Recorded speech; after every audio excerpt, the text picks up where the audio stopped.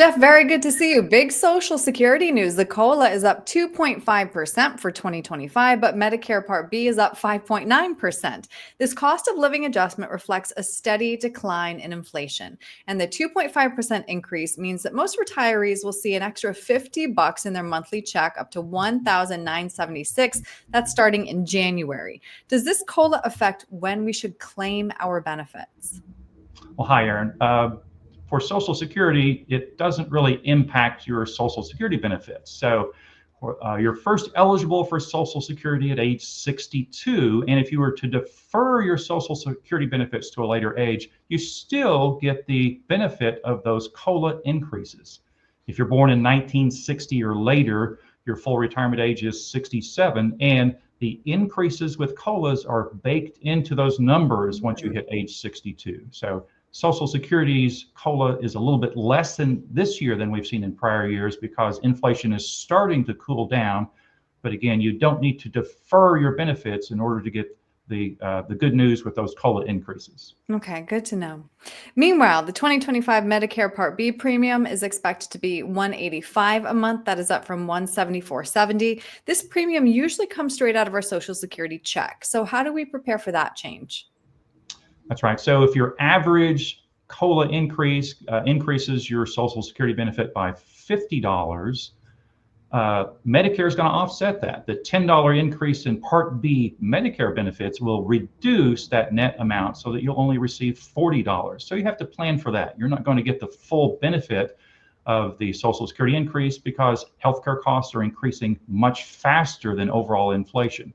The good news is that there's a hold harmless provision. So if your COLA adjustment is insufficient to cover your Medicare increase, this provision allows that there's no net reduction in your benefits from the prior year. So your net Social Security check won't go down in total.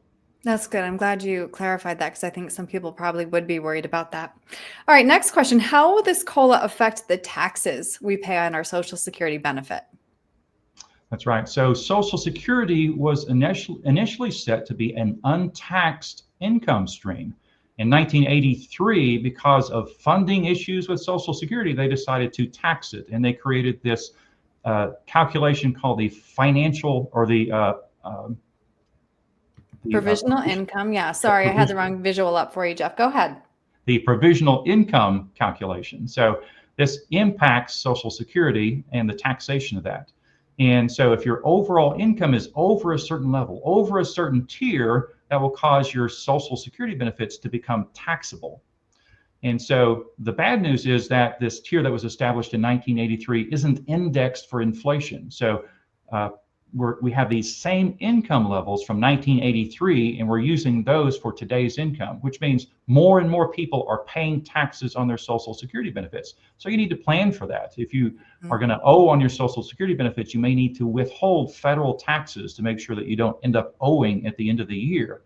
And a cost of living adjustment and increase in your benefits is going to result in more income that may bump you up into a more unfavorable taxable situation.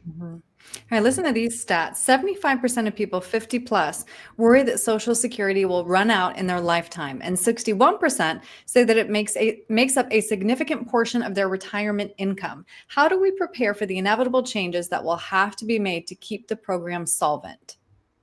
Well, Social Security isn't going completely broke, but each year the trustees put out a report, and they state in this year's report that by the year 2035, Social Security will only be able to pay about 83% of benefits. And so we have to plan for this. There's some uncertainty as to whether they're going to reduce benefits or they're going to increase the funding for Social Security or what that will look like. So more than ever, it's important to have an overall comprehensive financial plan that includes your Social Security, if you have other income sources, and how do we create other income streams in retirement to make sure that we don't run out of money. So it's important to have this financial plan so that we can, again, have a plan for the future. We don't overspend and run out of money, and we don't underspend also and end up having a retirement that's far less than what we deserve. So important to have this type of plan in your back pocket.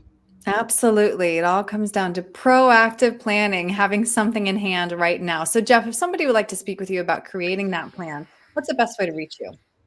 They can look at our website, gortonfinancial.com, or call our office directly. It's 405-681-9633, and we'd be glad to assist.